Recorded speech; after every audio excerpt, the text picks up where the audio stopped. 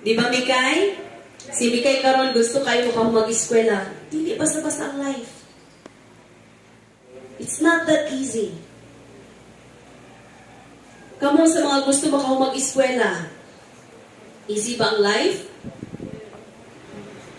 That's why kailangan ta magtuon about aning pagtuo. Bisan dili easy ang life na ay pamaagi na mahimong easy. Amen? Na ay pamaagi na mahimong easy. Kailangan nato katunan ang prinsipyo. Inyang katapan, prinsipyo. Prinsipyo. Now, why misteryoso ang life? There are questions in life we can't answer. Na yung mga pangutana sa kinabuhi nga di gid nato matubag.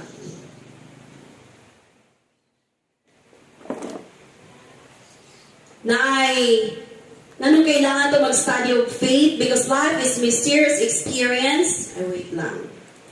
Because there are things we can never explain. Na ay mga butang sa kinabuhi nga di na to ma-explain. Di na to explain. Kung di na to matubag, di ta mag-invento og tubag. Kung di na to ma-explain, di ta mag-invento og saan pag-explain. There are things in life we can't never change. Na ay mga, though change is very important, no? Change is very important, pero na ay mga things in life na dili nato ma-change. So, kailangan nato may bawaan ang atong limit. Kailangan ta makabalo sa atong limit. So, this is principle in life, no? There are things we can't control. Settle it now. Na yung mga butang nga, dili nato makontrol. Example, death. Kamatayon. Hindi nato makontrol. Ang pagtigulang nimo, ang pag-atras sa mong edad, ang pag-abanti sa mong edad, hindi mo na makontrol. Ang pangunta na andam ba ka? Ay kung dili ka andam, maka-question ka sa kinabuhi. Barang si mama to niya, giadlaw siya. Tanaw na niya siya kumot, nangunot kay bugdaw kayo, nangunot. Siya lang, nangunot akong kamot, Lord, di pa ko kadawat, ani. Siya kadawat. Ngayon na siya, ma, dawata. Pasalamati ang Ginoo, ni abot kag 57.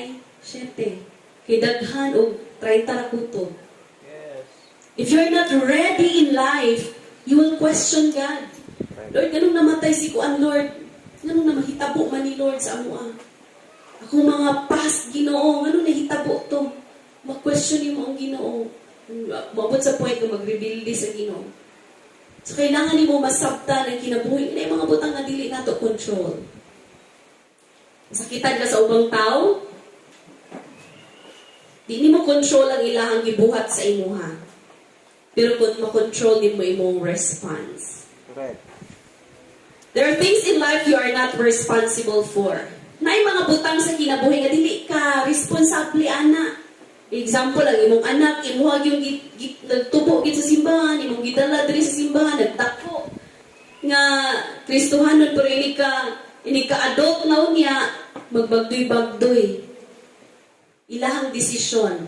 So, usahay, as ang ginikanan, ni mo, sisihon ni mo kabalihon, na unsa naman niya ako anak, di unsa man nila ako ni pagpadako. I-question ni mo ang imuhang self. Pero, naay mga butang nga, dili ni mo responsible for. Dili ka responsable. Imo na gibuhat ang tanan. Imo na gibuhat ang tanan.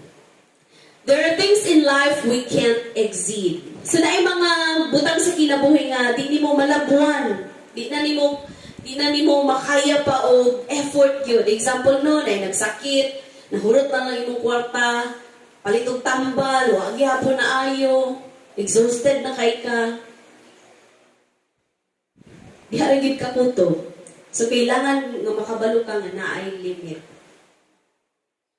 You've done your best, then trust God after that. You've done, especially sa mga doctor, no? Iimo na nimo ang diagnosis, tanan nimo, nag-manage na ka, tanang tambal. At the end of the day, naagi mga panahon nga, mamatyan gyud ang pasyente. Katisting yung na namatyan kong pasyente, ako ang nurse. Pag ikaw ang nurse, namatay ang pasyente, bugat kayo na. Amot lang sa mga doktor, sa mga nurse, bugat kayo na. Hindi nakakwestiyon ko, Lord, what po ni Bugi ubanan, Lord? Ano namatay akong pasyente? There are things in life that you cannot exceed. Mga pastor. Ibuhat man mo ang tanan. O, mga pastor daw.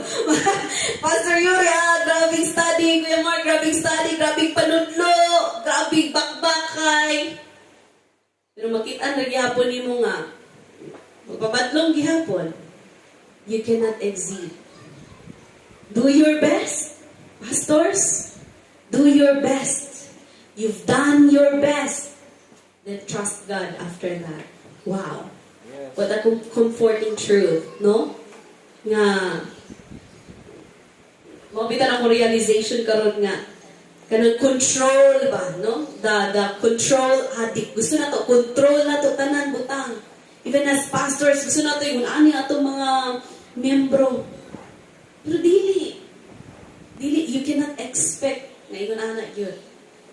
Done your best, leave the rest to God. Rest. Pahuway ang kasing-kasing. Amen? Yeah. Life is mysterious. Inay mga tapat. Life is mysterious. Kung wala tayo Ginoo. No? Lisod. Daghan kang pangutana sa kinabuhi. Ano nang gwapo mo? May tag mga pangutana nga nindot. Lord, kano gi-bless ko nimo pag-ayo. Nga pangutana, Lord, kano yung ani man, Lord. Natin mga pangutana ngayon, Ana. So, ito na katunan today. Though life is mysterious, doon na ay mga butang sa kinabuhi nung nga murag, di ta kasabot. Saan naman, di naman masabtan. Masabtan kung mga papa, di masabtan magsuon. Bisag ingon ana ang life, you have to live life. You have to face life. Oh. Dili tungod kay ingon ana na lang imong mamag papa, yung ana mo igsuon sa imo, yung ana ang trato sa ubad sa imo ha. Dili buot pasabot ngayon ana sila muundang na ng pagkas kinabuhi. Ma-discourage ka sa kinabuhi. You have to face life. You have to live life. Sa biyag-uyab.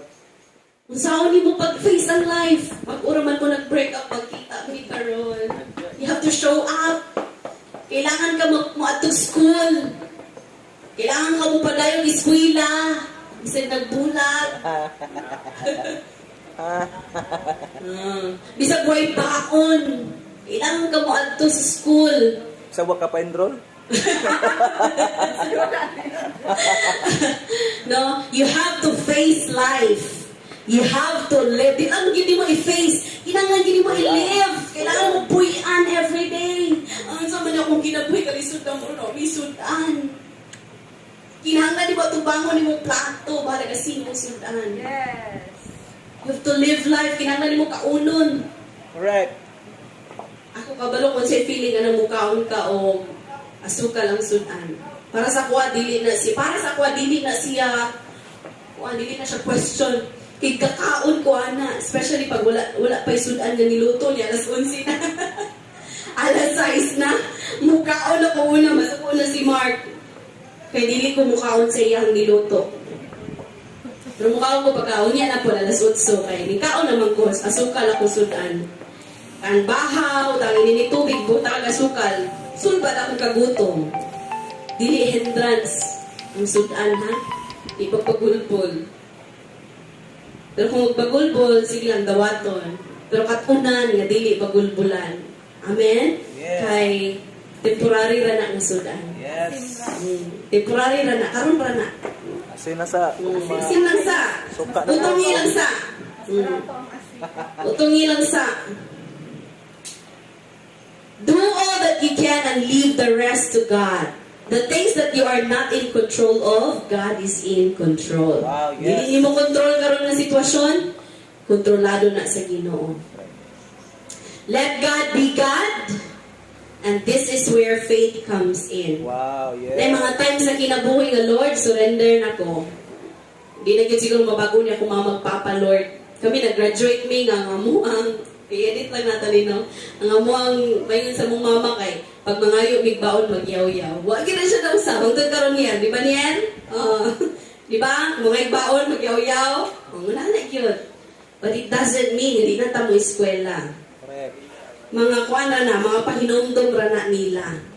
No? Na mga times in life na di na to control. Kung saan sitwasyon ni mo karon sa kinabuhi nga di mo control. Let God be God. Tuguti si Lord nga mo'y mamuhat dira. Ayaw kaayong pangusgi. Kapuyon ka. Mabudlay ka. Sa'yo, mga question na lang ka, Lord. Kung naali, bagiday mga lagad. Correct. Nga naman, mga mong gipulihan si Lord. Pulihan mo si Lord sa iyang trabaho. So, this is where faith comes in. Wow. Diha mo sunod ang atong pagtuo.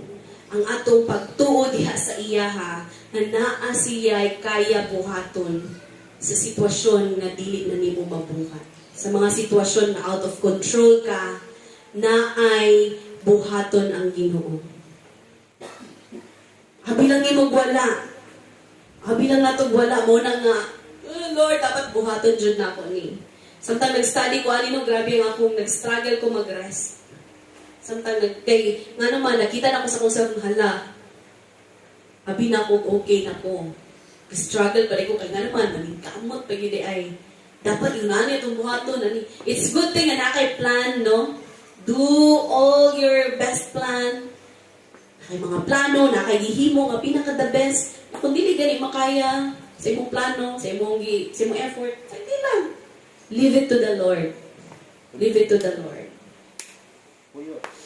Know your limit. You are not God. Know your limit. No? Know your limit. Kung dili kaya ma-first, nag-study na ka, wala itulog ay, yanigid, yapon ma-first. Ay lang good pod ko na, ay lang good pod pugsa. As long as you know that you've done your part. You do your best. Enjoy the journey. Enjoy mo imong pag-study. Take the pressure off and begin to praise God. So no, kung nakay pressure karon sa life, kanang pressure nimo karon sa life, kanang murag nakapabudlay sa imo ron, diha murag kailangan ka mag-pause. Kuha tanggalan ng pressure diha. Start to praise God in your pressure. Kasi pressure nimo ron. Naba mo'y pressure? Assignment. Uji, na mo'y pressure? Ha? Pressure cooker? Oh, sa inyong pagluto? Sa inyong pressure dira. Na-pressure ta kay nga naman. Nahadlok ta ba kay dili na to control. Correct. Hindi na to control. So pag di mo control, ihatag sa Ginoo. Hatag sa Ginoo. Di ba ta Ginoo? No? Anak ka sa Ginoo. So rest. Ingon pa siya sa Hebrews 4:11. Mo gini ang pinaka-problema mag-God sa tao kaning mag-rest ba. Mo rest ta dira sa Ginoo. Isya busa maninguha kita sa pag-angkon sa gisaad nga kapahulayan aron walay usa ka nato nga mapakyas sama sa nahitabo kanila tungod sa ilang pagkamasupilon. Unsa ning pag-angkon sa gisaad diri, dunay gisaad nga kapahulayan si Lord. Maka-rest ta. And unsa daw ang ebidensya sa imong pagtuo? Unsa ang ebidensya sa imong pagtuo? Sa unsa ka makaingon nga ani tuo nako? Yes. Sa unsa ka makaingon nga ning tuo ka? Struggle. Unsa te? Sa imong binuhatan. Lagi pinaka keyword dira nga makay ka nga ay ning tuo gyud ko sa Ginoo. Lord, ning tuo gyud ko sa imo. Exacto yun. Unsa daw? Manifesting. I-manifest mo. Okay. Ang ebidensya sa imong pagtuo. Yes, that's true. Ang imong pagtuo, i-test na siya. No? Ang imong pagtuo, matakal to. Ang imong pagtuo, ma-test na siya. So, karon unsa ebidensya nga nakasulod yun ka sa imong pagtuo. Nga nakatuo yun ka sa saad sa Ginoo. Che, unsa? Na good result. Okay, the exact word is rest. Yes, kapahulayan. Makapahuway ka. Nakakay kumpiyansa. Lord, ikaw na ang Lord. Kita na ko akong sitwasyon. Pero Lord, na ako'y kalinaw. Na ako'y kalinaw sa akong desisyon, na ako'y kalinaw, Lord. Mumulakaw ko karon adlaw. Lord, na ako'y pagpanginahanglan. Ako, namid ako kayo nanibig ni Mark karon. Niya gusto ko mag-add og client. Niginan ko sa Ginoo, nganong gusto ka mag-add og client? Kaya i-try nimo og provide ang imuhang need. So kung mag-add ni client, di na may ka-study, di na ka-study si Mark. Ano mag-add ka para i-provide nimo imong need? Inan ko sa Ginoo, rest. Rest. Pahuway. So, kung naa ka sa kapahulayan, that means naa ka sa pagtuo. Kaya sometimes mental, yes Lord, nagtuo lagi ko Lord, nagtuo mo ko, pero balaka ka. Dili pa na mao. Sige pa, i-declare pag yun na nagtuo ka. Hangtod nga imong ma-understand na nagtuo yun ka. Kaya dili daw ni mo ma-receive, dili ni mo ma-receive ang usa ka butang hangtod di mo masabtan. Dili mo ma-receive ang usa ka butang hangtod di mo masabtan. Dili mo ma-receive ang promise ni Lord. Kabalo ka, Jeremiah 29:11, promise na ni Lord. Pero dili mo na ma-receive hangtod di ka kasabot ana nga promise. Dili mo na ma-receive hangtod di ka kapahulay, hangtod di ka wa kay kumpiyansa nga plano ni Lord nga pahumanon gyud kaniyang eskwela. Lord, pahumanon gyud ko nimong eskwela, Lord. Sa tilang nag-working student ko karon, Lord. Wa ni nagpasabot nga di ko kahumag eskwela. Hangtod di na to masabtan ni promise si Lord or di na to masabtan ang promise si Lord, di na to ma-receive. No? Next. So, dili enough na nakadungog ta sa word, kay daghang nakadungog nga wala ni tuo. Ingon siya diri sa verse 2, kay sama kanila nga nakadungog, busa samtang nagpadayon ang saad sa Dios nga makasunod kita aron makaangkon sa iyang pahulay, magmatngon kita nga walay usa kanato nga mapakyas sa pagdawat ni anang maong kapahulayan. Kay sama kanila nakadungog kita sa maayong balita apan wala magpulos ang mensahe kanila, ang mensahe nga nadungog nila tungod kay wala man sila mutuo niini. Dili enough ang Jeremiah today 11 nakadungog lang ka, kinahanglan ka makasabot. Kay dili tanan nakadungog sa Jeremiah 29:11 ila nang gilakwan. Right? Dili tanan nakadungog sa John 3:16. Ilan ang gilakwan. Nakadungog lang sila pero wala nila nasabtan. So very important na naakay masabtan sa word. Every time magwali si Pastor Yuri, very important na akay masabtan. Every time magwali si Kuya Mark, very important na akay masabtan. Aron na akay malakwan. Aron na akay ma-receive. Kay sayang imong time. Sayang imong time. Muanhilang kadriyo, okay na-receive. Sayang. No? So we encourage you, take note. Take note and then we encourage you receive. Focus. So dili enough. Yeah. Example si Jesus, no? Dito sa iyang hometown. Dito sa iyang barangay. Tapos si Jesus na sa barangay Sindaton. Si Jesus nag-ayos siya. Naghimo siya mga milagros sa central, sa village, sa Panabo, sa Santo Tomas. Naghimo siya milagro. Grabe ang mga tao ning tuo sa iya harito. Pero pag abot niya sa Sindaton, sa iyang hometown, ang mga tao wala ning tuo sa iya. Tungod kay wala sila ning tuo sa iya wala siya kahimog mga milagro. O gibiyaan niya tong katong iyahang barangay, gibiyaan niya na nagpabilin ang mga tao nga broken. Nagpabilin ang mga tao dito nga masakiton.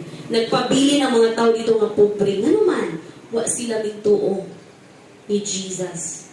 So, dili ta gustuhan na naakadri sa Jesus Church Sindaton, pero magpabilin ka ngayon, ana, ang imong life.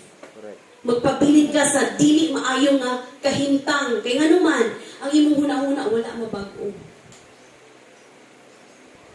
wala mabag-o. So kailangan, no, nga mabago, ma-change ang ato ang huna-huna. Kailangan ta makakat-on. Ini mo katapad change. Nakoy at na na. Yay. No? Change is coming. So we have to face life. No? Face life. Kinahanglan na to ato bangon ang kinabuhi. Kahit ka, nana ba mo sa point nga naamoy desisyon? Niya kinahanglan ninyo, ning decision mo, niya kinahanglan ninyo ato bangon ang desisyon. No? Every decision nga imong buhaton, kinahanglan kabalo ka unsa ang mga consequence ana. Whoa. Every decision nga imong buhaton, kinahanglan kabalo kag unsay mahitabo sa imuha. No? So you have to face life. Di kay mag-decide lang ka niya, yaan nimo. Kaya na kay imong gidesisyonan, you have to face life. And sometimes maghimo tag mga desisyon nga dili maka-result of good. Kaya nga naman, kulang tag knowledge, kulang tag idea. So we have, that's the mystery of life. Dili na to ma-perfect ang life. Na ba dili maka-perfect sa life? Ang mga desisyon nato, di na to ma-perfect. No? That's why kinahanglan ta magkat-on, magtuon. Ano sige tagbalik-balik every Sunday? Ano sige balik-balik ug wali atong mga pastor? Nga naman. Because we have to continuously learn. Kailangan ta mag-cut-on, kailangan ta mag-mature, kailangan ta mag-grow. We have to face life. So the key to face life is know your limitations. So kinahanglan nimo i-face imong life, know your limitations. Kinahanglan kabalo ka nga naa kay limitation. Kay kung dili nimo hibawon nga naa kay limitation, abi nimo superhero ka, mabutra ang time, kapuyon day ka. Ay, kapuyon ako sa life. Unsa na dayo yung mga pangbuhaton. Know your limitations. Know your limitation. Ikaw, as student, ano sa limitation mo karon? Kabalo ba kasi mong limitation? Kabalo ba ka nga as a student, part sa imong limitation nga bawal ka mag-uyab-uyab? Ha? Apil din na? It's a principle. Yes, kay nga naman. Hindi ka ka-focus. Apil na gumaw na education dyan? Ha? Pangutan-an ng mga mama ninyo. Nga naman yung masuko si mama nga mag-uyab-uyab ko. Nga nag-uyab-uyab mo po siya high school. Kaya naman ang naagian, kabalo siya kung sa'yo pwede mahitabo sa inyo. Know your limitation. Know what you are not responsible for. What happens sometimes na mga nahitabo sa ubang tao nga, di mo binuhatan, feel mo, ikaw gyud to, ikaw hinungdan, ay sisihay mo kaugalingon, iyong kapobrehon, ayaw sisihay mo kaugalingon, iyong kawadon, ayaw sisihay mo kaugalingon. No, dili ka responsable ana. But it doesn't mean nga pobre na lang ka, give up na po ka sa life. Ha? Dili mo ana. Know what is your responsibility. Hibawa kung unsa pa rin mo mga responsibilidad, ingon nga inahan, ingon nga anak, as a pastor, as a church, no member, what's your responsibility? So, ministry, know your responsibility. Accept what you can and you cannot do. Na yung mga butang na mabuhat nimo. Na po yung mga butang na di na nimo mabuhat. No? So, dawat-dawat. Hindi mo katapat, dawat lang good. Ayaw palabi. Ayaw palabi ni raw kuan. No? Dawat-dawat. Kingdom faith is this. Kingdom faith submits its limitations to the unlimited God. Wow. Bisag kabalo ka, na naa kay limitation, pero kabalo ka nga naa kay God nga unlimited. Wow. I-submit ni mo imong limitation. Lord, grabe na gina kong ampo sa kong anak, Lord. Grabe na akong tambang sa kong saon, Lord. Butangig pagtuo dira. Apply. I-apply mo faith. Ihatag sa Ginoo. Tuguti si Lord ng mga mamuhat. Ayan na si Yaw-Yaw. Ayan na Yaw-Yaw eh. Lord, gabi na akong pray sa kumamagpapa, Lord. Nagbinuutan ako sa balay. Make sure, ha? Nagbinuutan ka. Grabe na yun, Lord. Maghugas akong plato. Undang na lang kong pagpangalaga, Lord. Kaya maragwa man sila na bago. Ayaw, dili mo na. Submit to God. Submit your limitation to God. To the unlimited God. Lord, grabe na gid na ako, Lord. Gusto dyan ko mag-eskwela, Lord, pero wala man dyan kabayad ako mga magpapa sa tuition. Submit that limitation to your unlimited God. Na ay mga ways si Lord na makahuman kag eskwela. Right. Ha? Participate ka sa ways ni Lord. Ay, dapat sige tulog. Ha? Ay, sige tulog. Ay, sige pabadlo sa komunidad. May mga ways si Lord na makahuman kag eskwela. When faith is tested, submit to God. Nabay test ang faith? Yes. Na-test ang faith. Pero dili nagikan sa Ginoo nga testahan. Because life is mysterious, naagi mga pagsulay sa kinabuhi. Yawa. No? Most of the time, ang enemy, iya kang sulayan. Kani si Bibi, nagtuon sa Ginoo nga, maayo ang Ginoo. Sige daw, be. Ako daw sulayan, be. Mutuo pa ba ni siya? Ani si Cheche, mutuon ni siya nga, ang Ginoo, yung provider, yung source, yung aba. Sige daw, be. Sulayan daw na ako. And that's the time, no? When the rubber meets the road. Sulayan dyan mo pagtuwa. Si Abby B, Christian. Sige daw, be. Tagano na ako nagbarkada nga kuan. Guwapo.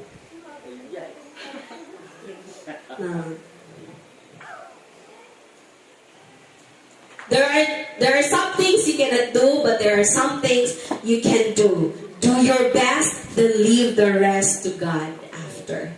So, na mga butang nga di nimo mabuhat, tapoy mga butang nga mabuhat nimo. Do your best. Mabuhat nimo. Gusto ka ma-honor. Pero di ka ma-first. Pero to the best that you can pag-study. To the best that you can pag-study. And then leave the rest to God. Gusto ka makahuman eskwela, do your best. No magbinuutan, do your best nga. Mangayo sa Ginoo source, Lord. Basig na ay part-time na lang trabaho, Lord. Do your best. Kung tagaan ka sa Ginoo part-time na trabaho, do your best sa imong trabaho. Excellence. Oh yes, itong topic na to, excellence. No, dapat na excellent. Do your best. Be excellent. As a student, as a mother, do your best in praying sa imong anak. Do your best sa imong pagpanegosyo, sa imong pagluto. Do your best. Ug hayai si Lord yung may maghatag sa imong daghang customers. Kaya nga naman, tungkol kay excellent ang imuhang gihatag, magtilawan sa mga tao sa ka-excellent. Good feedback. Di ba, Jen? Good feedback. Right. Makita sa maestra ang imuhang pagka-industrious. Tagaan kag ribbon or medal. Saan industrious? Pagkakugihan. Do your best and leave the rest to God. No? Yes, ma-answer na one day. So David was a successful man because he knew his limitations.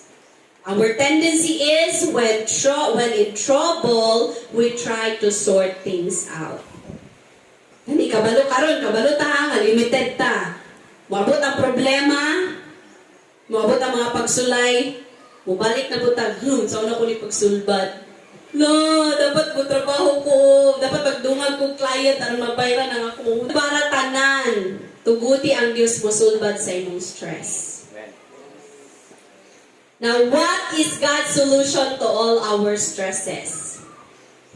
Unsay solution ni? Aboy solution si Lord sa mga stress? First, every problem is temporary. Kanay mo kahintang temporary ra na.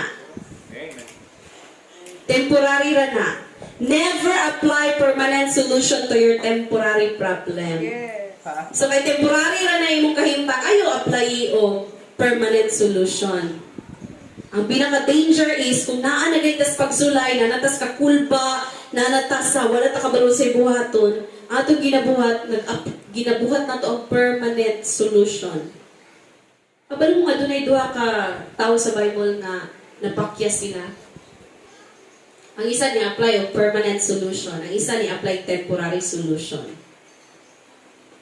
Kailan mo ni Pedro? Si Pedro, iyang gideny si Jesus. Pila ka times? 3 times. Gideny ni Peter si Jesus 3 times. Nawa ang faith ni Peter. Si Judas, iyang gibaligya si Jesus. Kisay bugat og sala dito. Si Peter. Pareha silang duha nakasala. No? Sila bang duha pwede pa sa iluon? Yes. Pwede sila pa sa iluon. Si Pedro naghinulsol. Si Judas Nagikob. naghiko. Ano man, nag-apply siya og permanent Solution. solution Escape. sa iyahang temporary nga problem. Nga naman, nawa ang pagtuo ni Judas. Si Peter man po nawa yung pagtuo, pero naghinulsol siya. Nagbasa guro siya sa iyahang take note. Si Judas guro wa nag-take note. Kalimot silang duha ba, pero may na lang si Peter nag-take note, nakabasa siya. Si Judas kay wala siya nag-take note. Tama no kay disciples mo silang duha, no? Disciples silang duha. Mga tinunaan ni Jesus. Everyday silang kauban ni Jesus. So, na ay mga times sa ato ang Christian journey, na ay mga times nga mahuyang ta sa pagtuo. Mo nang gakat-unta. Na ay mga times no, nga mahuyang ta sa pagtuo. Na ay mga times nga makalimot ta sa saad sa Ginoo. Na ay mga times nga ma-overwhelm ta sa kinabuhi. Pero pause. Ayaw pag-apply o permanent solution sa imong temporary problem. Temporary ra na imong problem. Imong kalisod, temporary ra na. Imong kapobrehon, temporary ra na. Imong sudan nga sugal, temporary ra na. Ren, imong pagpanrabaho, temporary ra na ren. Ayaw kawala o paglaong. Kaya the moment na mawala ka sa paglaong nimo, mawala ang paglaong. Look at what happened to Judas. Yes. Wala yan na face ang life. So, I hope, I have to cut. No? So, ipadayon na nato ni next Sunday.